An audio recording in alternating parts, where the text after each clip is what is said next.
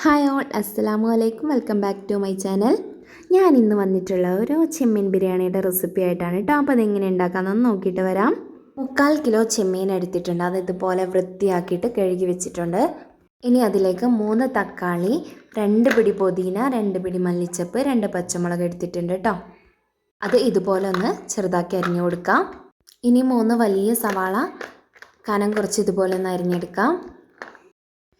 ഇനി ചെമ്മീനിലേക്ക് നമുക്ക് കുറച്ച് മുളക് പൊടി, കുറച്ച് മല്ലിപ്പൊടി, ഒരു പിഞ്ച് മഞ്ഞൾപ്പൊടി, ആവശ്യത്തിന് ഉപ്പും കൂടി ഇട്ട് കൊടുക്കാം. 1 സ്പൂൺ സുർക്ക ഒഴിച്ചു കൊടുക്കാം. കുറച്ച് ജിഞ്ചർ ഗാർലിക് പേസ്റ്റും കൂടി ഇട്ട് കൊടുക്കാം. ഇനി നന്നായി ഒന്ന് മിക്സ് ചെയ്ത് കൊടുക്കാം കേട്ടോ.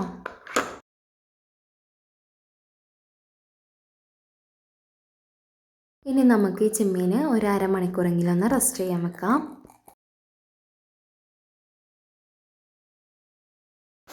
ഈ ബിരിയാണി ഉണ്ടാക്കാനായിട്ട് നമ്മൾ ആവശ്യമായിട്ടുള്ള ഓയിൽ ഒഴിച്ച് കൊടുക്കാം. അതിലേക്ക് നമ്മൾ മാറ്റി വെച്ചിട്ടുള്ള ചെമ്മീൻ ഇട്ട് കൊടുക്കാം. ഒന്ന് ഫ്രൈ ചെയ്തെടുക്കണം.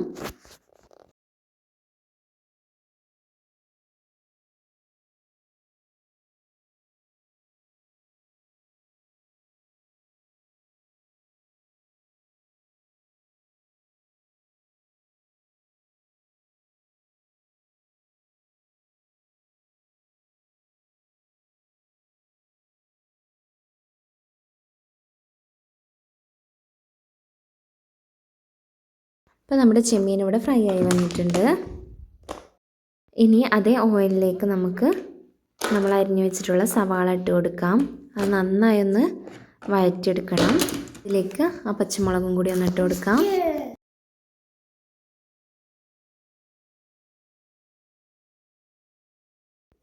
ഇപ്പോൾ ഉള്ളി ഏകദേശം വഴണ്ട് വന്നിട്ടുണ്ട്. ഇനി നമ്മൾ അരിഞ്ഞു വെച്ചിട്ടുള്ള തക്കാളി കൂടി ഇട്ട് കൊടുക്കാം.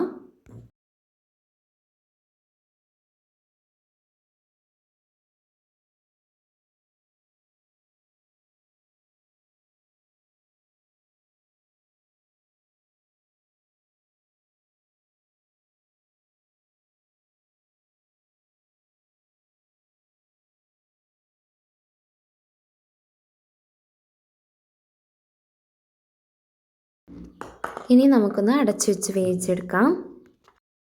ഇതിലേക്ക് പുതിന, മല്ലിച്ചപ്പ് ഇട്ട് കൊടുക്കാം. നന്നായിട്ടൊന്ന് വഴറ്റി കൊടുക്കാം.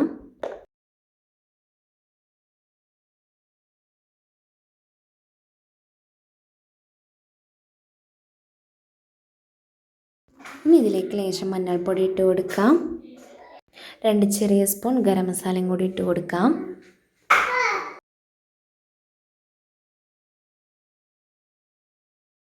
ലേശം ബിരിയാണി മസാലയും കൂടി ഇട്ട് കൊടുക്കാം.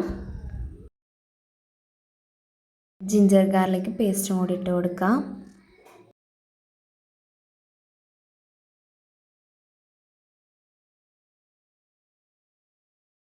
ഇനി നന്നായി ഒന്ന് മിക്സ് ചെയ്ത് കൊടുക്കാം.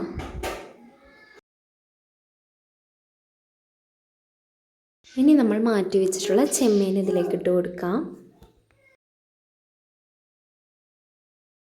കുറച്ച് തൈര് കൂടെ ഒഴിച്ചു കൊടുക്കാം.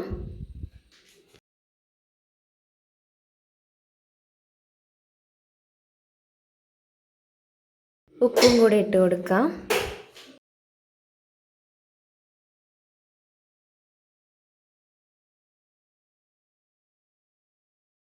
ഇനി നമുക്ക് റൈസ് ഉണ്ടാക്കാം. അതിലേക്ക് നമ്മൾ കടലെണ്ണ ഒഴിച്ചു കൊടുത്തിട്ടുണ്ട്. പിന്നെ ഒരു സവാള ഇതുപോലെ അരിഞ്ഞെടുത്തിട്ട് അതും കൂടെ ഒന്നിട്ട് കൊടുക്കാം.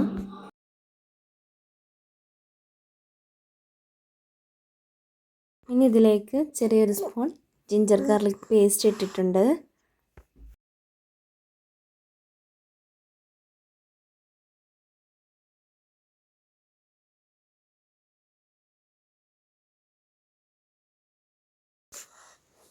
ഇനി വെള്ളം ഒഴിച്ചു കൊടുക്കാം. 2 കപ്പ് അരി എടുത്തിട്ടുണ്ട്. അതിലേക്ക് ഞാൻ 4 കപ്പ് വെള്ളമാണ് ഒഴിച്ചു കൊടുക്കുന്നത്.